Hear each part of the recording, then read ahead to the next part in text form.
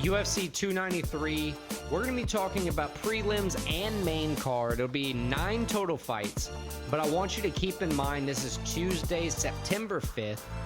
Something's at this point bound to get canceled, an injury, a weigh-in miss, so something might change by the time the fights. Honestly. Right.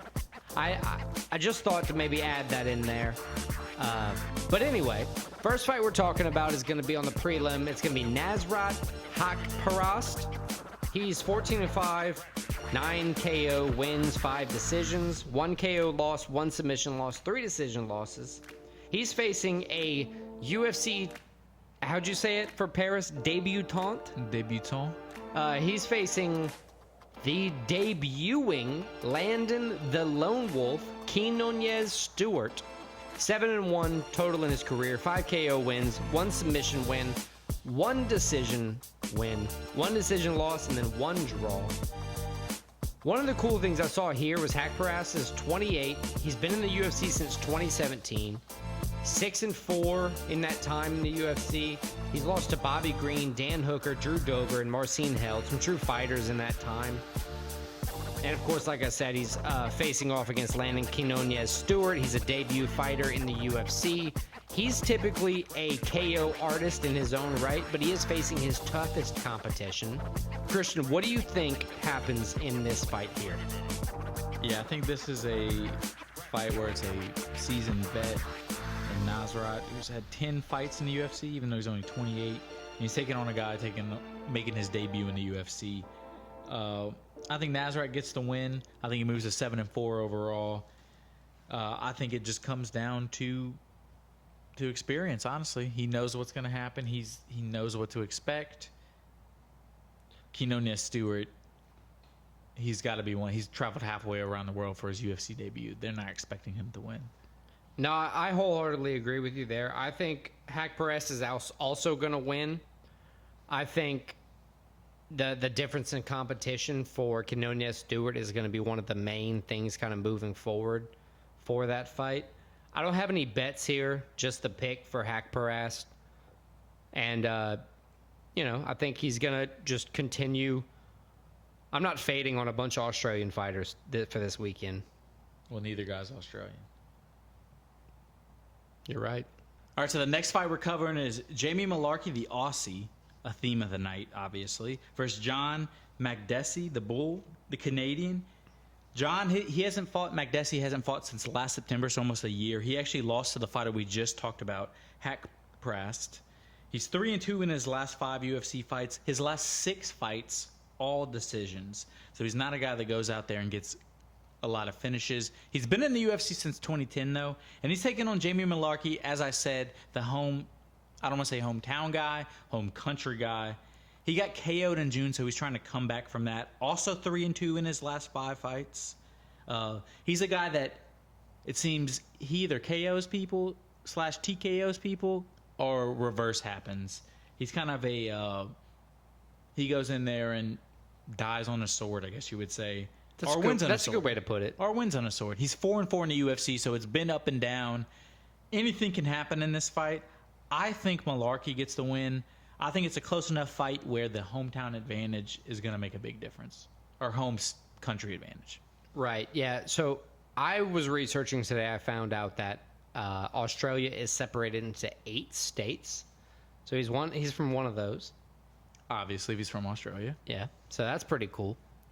Jamie Mullarkey, honestly, to win this fight, he needs to stay active early and often. Hold on, hate to interrupt you. Name a Australian state. Melbourne. That's a city. Fuck. Good call. Keep going. I didn't click past that. No, I'm saying research. keep going with your... No, I'm saying... Yeah. So, Jamie Mullarkey, he needs to stay active. Good call. You got me. He needs to stay active early and often to win this fight. He is favorited, but we've also seen John Makdessi, be able to put it on. He's won by decision 9 times. He's won 9 times by KO. I think this one here ends with the Jamie Mullarkey victory, but I also think this fight goes to the decision. I pick, as my first bet of the night, Jamie Mullarkey, John Makdessi over think it's minus 115 right now. And, I locked that in as my first bet of the night. This featherweight matchup for UFC 293 against Jack Jenkins and Jose Mariscal. Another Aussie, Jack Jenkins. Right. We're going to have a lot of hometown heroes on this card for the Aussie people. Aussie and New Zealand, Kiwis. There we go. The Oceanic region. So both fighters here fought on the Topurio Emmett card, UFC Jacksonville. Jack Jenkins has a homecoming fight here. It's more Mariscal's second fight in the UFC. He won by decision over Trevor Peek in his debut. What do you think happens in this fight? So I think this is a fight between two guys that we have one guy in Jack Jenkins who is a well-rounded fighter, but he does have power in his hands. And you're taking on a guy, Mariscal, who before the UFC, he was a KO guy. He did get a decision in his first UFC fight, but that's a step up in competition. That's expected. So it's two guys I think that are going to go out there and try to finish the fight. Two guys that haven't fought a lot in the UFC, but I think Jack Jenkins gets it done. I think this is a pretty even fight, and I think home crowd, especially traveling that far to Australia, plays a big advantage. Jack Jenkins, my pick. Yeah, I'd agree there. I think Jack Jenkins is going to win this fight. I think he goes out and I think he shows a better camp. I think he, like you said, vibes off the home crowd. I think Jose Mariscal, just doesn't have what it takes to win this fight, on Saturday. I think Jack Jenkins wins by decision. All right, so this one we have our first New Zealand fighter of the night. Still kind of a home country fighter. I know it's not the same country, but same region. Carlos Ulbrich, the Black Jag. He comes in 4-1 in the UFC. After losing his first UFC fight, he's won 4 straight. 3 of those KOs, the last 3 of those KOs, all first round. So very impressive. He goes in and gets it done. He's taking on Daewoo Jung, a South Korean who comes in on a 2-fight losing streak. He is 4-2-1 in the UFC. So before those 2 fights, he was doing pretty well, 1-4 out of 5, but he's kind of hit a snag. His not only win, he has a win against Kennedy, and how do you say his name, Alex? Nchukui, who, the only reason I bring this up is because it's Ulbrich, who's 8-1. His only career loss is to Kennedy. So he does have that win, and I think that's why, if you're a matchmaker, it looks like their careers are going different directions, but you can justify making this fight. I think it's going to be a good fight. I think it's going to be an exciting fight. I have Carlos Ulbrich, the Black Jag, and I also have my first bet of the night. I have the under. I think this is going to be a quick fight. It's going to be a knockout. I think Ulbrich wins, but Jung could catch him. He could get the early knockout. What do you think happens? Yeah, I saw Jung's knockout against Nchukui earlier today when I was kind of researching both of these fighters. It was an all-elbow affair. But I'll say it was, it wasn't the brightest showing from Chikui as we've seen. Black Jag's only loss being to him is significant because, in most hierarchy situations in the UFC, one beats one gets to kind of trump the other in a lot of situations. They always say MMA math never makes sense because guys that beat guys lose to other guys, and then right. So at the end of the day, though, the only thing that really matters is who's holding the light heavyweight belt, and it's neither one of these two. In regards to that, they're both just kind of traveling on their way to get there. I think Carlos, being as favored as he is, I think he wins the fight. I think he stops Daewoo Jung in his tracks. Honestly, I think he gets the win here. I agree with you. Early knockout. No bets, just the pick here for me. Tyson Pedro kicks off the next fight in the light heavyweight division versus Anton the Pleasure Man Turkalj. Pedro being 9-4 with 4 KO wins, 5 submission victories, 1 KO, 1 submission, and 2 decision defeats versus the Pleasure Man, 5 KOs, 2 subs, 1 decision victories versus 1 sub and 1 decision defeat. I think in this fight, Honestly, I think Petro, even though he's the underdog, I think he has what it takes to win here. Very slight underdog. Yeah, it's a plus 100. It's pretty much even money at this point. But I think he's going to use the home crowd to his advantage. I think he's going to win his second fight of 2023 via a pay-per-view performance. Honestly, I think Pedro's camp combined with the home crowd is going to, be the mix that he needs to kind of right his career, kind of send him on his way in the light heavyweight division. What do you think happens here? Yeah, I think I'm taking Pedro too. I think it's just a case of he's a veteran in the UFC. He knows he's gotten wins in the UFC. He does. He is 2-3 in his last fight, but he knows how to get wins. He's taking on a guy in Anton that's 0-2 in the UFC. Yes, he's dangerous, but he hasn't gotten a win. He doesn't know how it feels to get your hand raised. I think Pedro, that coupling with what you said with the major home crowd advantage, it's going to be a crazy crowd. I think Pedro gets the win. I'm actually taking him as my second bet of the night, the Pedro money line, plus 100, as you said earlier. I think the crowd and the experience take him through. Man, and all that, I forgot to mention that Tyson Pedro is my second bet of the night as well. Tyson Pedro money line, plus 100.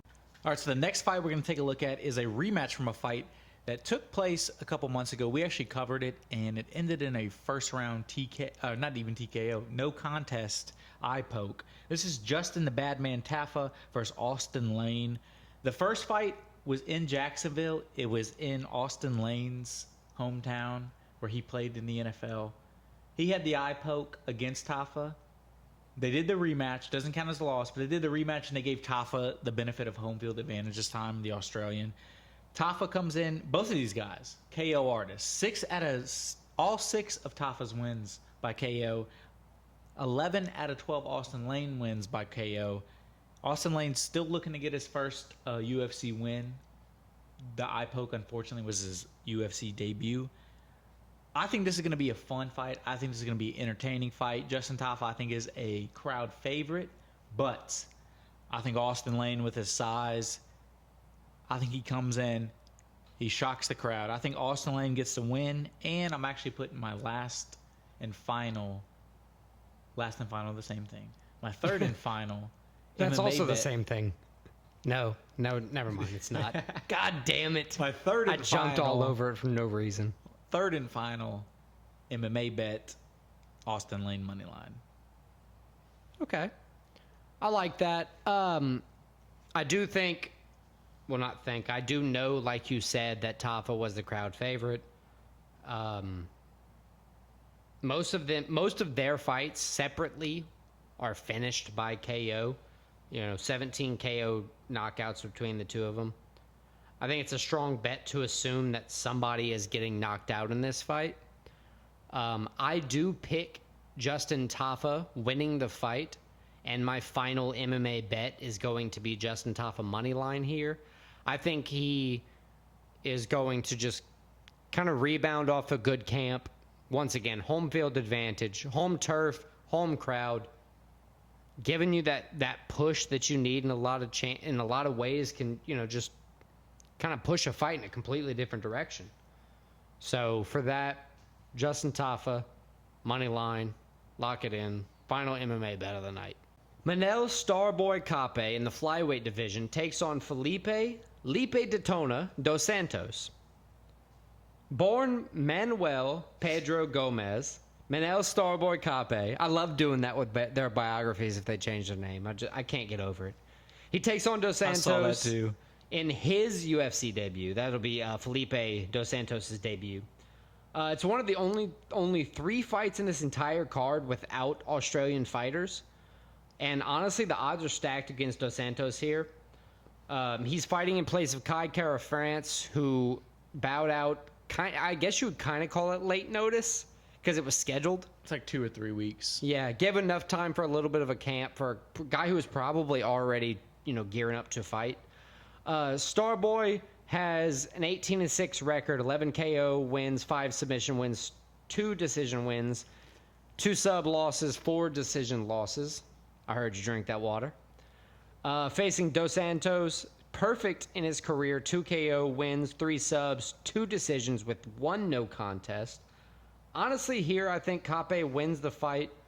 I think it's a challenging thing to do is when you kind of debut on a pay-per-view card.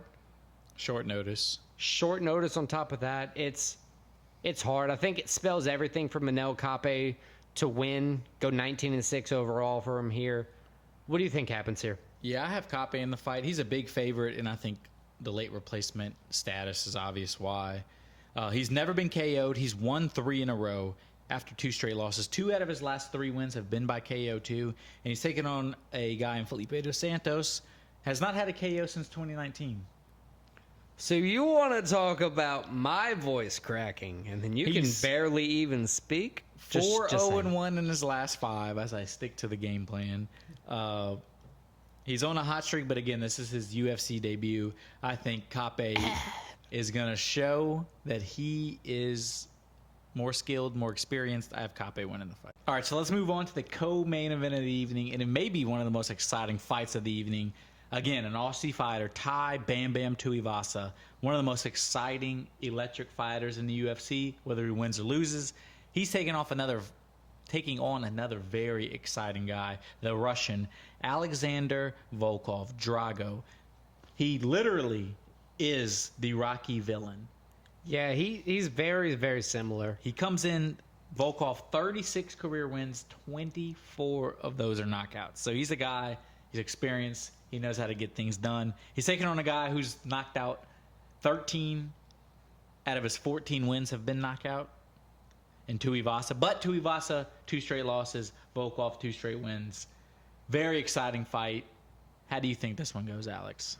This is going to be a very interesting fight here. We have Tai Tuivasa, coming off of 2 fights lost in a row, which is never good for any UFC fighter.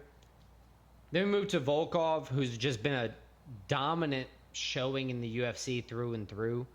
Like you said, 24 KO victories. That's kind of the strongest thing you can ever get in a 10 UFC and 4 in the performer. UFC. Did I say, no, I said KO totals. Cool. No. But Tuivasa is considerably smaller than Volkov here. I think 5 inches. But 5 inches in size and also, I think, 4 inches in reach. Yeah, it's a lot.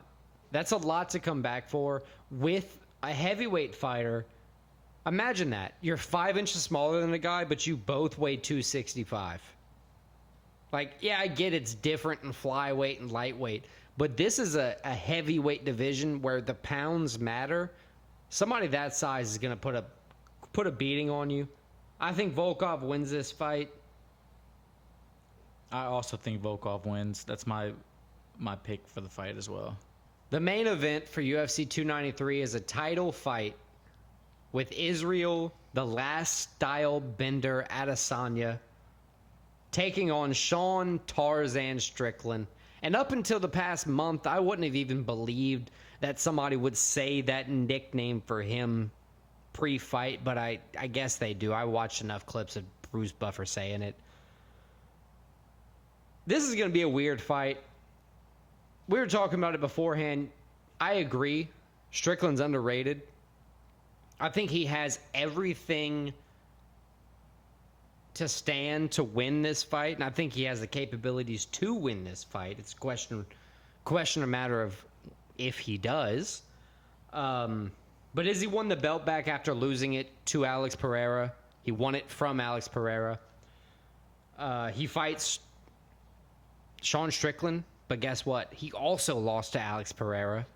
So does that make, by MMA math, is he better? I don't know. I'm very torn. What do you think happens here? So I think Israel Adesanya, he's the possible greatest of all time. He has a resume that stacks up with anybody. One of the most skilled strikers in the UFC. I think he's happy to fight somebody that isn't Alex Pereira, as his last 2 fights were Poton. Sean Strickland, as you said, is underrated. I think he gets a lot of shit just because of the way he talks and presents himself. But if you look at his resume, he's been around for a long time, since 2014, in fact. He's won a lot of fights, 14-5 in the UFC, 27-5 overall. So he's a guy that knows how to get get in there and get victories. He knows how to win. As I said, he knows how to get decisions. He's a huge underdog in this fight, that being said. And I think it's because of that. I know Israel's from New Zealand, but he's going to have a major home field advantage in Australia. He's the more skilled guy. I think Strickland maybe makes it closer than we think, but I think Izzy ends up finishing him probably like in the third round TKO. I got Israel Adesanya as my pick. I have to agree there. It's too much of a gamble to go against Sean Strickland here. While I do believe he wins the press conference battle, I would. Press conference is the exact opposite odds in Strickland's favor. Right, Adesanya is kind of just corny in that regard. But I agree with you there. I think Adesanya keeps the belt. He's never lost 2 in a row. I don't think he will this time either. So I think that wraps up our UFC 293 293 preview. Excuse me, I don't know what happened there. Parrot. We gave our 3 MMA bets. How about we give our 2, as we said we were going to do, football bets? And since this is the first week of the NFL, we can give NFL and college bets. So I think we both actually went 1 NFL, 1 college to start it off. You want to give me your 2 football bets of the week? Yeah, so I'm going to start off with the Chiefs winning the Super Bowl. No, I'm kidding. That'd be the least payoff of a bet, at least for times consideration, you could ever have. My number 1 bet is college. I'm trying to get into watching college football here.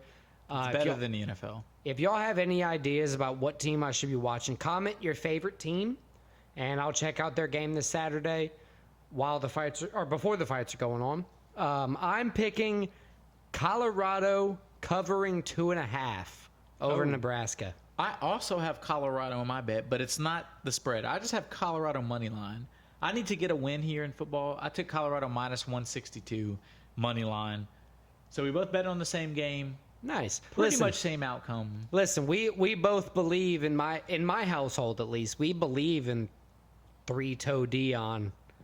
Coach Prime is the man. Oh, that's what you call him? Sorry, we call him 3-toe Dion in my house. Moving on, what do you have as your NFL bet of the week since we both picked 1 NFL, 1 college game? I think the 49ers money line.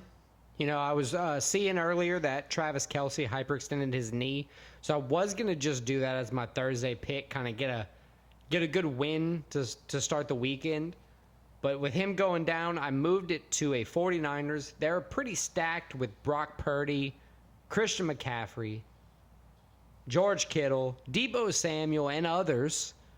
I'm excited. I think they're going to get a win this weekend. San Francisco 49ers money line, minus 142. So I'm going the Vikings. They're playing the Buccaneers at home. Buccaneers, Baker Mayfield's their starter. Kyle Trask the backup, so not really too many options. I'm taking the Vikings at minus 6. So I'm taking them with the points, 6-point favorites, because the odds were too crazy for the money line. Damn, I thought for sure you were going to go with Baker Mayfield plus 2 interceptions. So I'm going Vikings minus 6, minus 110 odds. So there we have it, our 2 football bets. We've given our 3 other MMA bets, 5 total. Let's see how we do.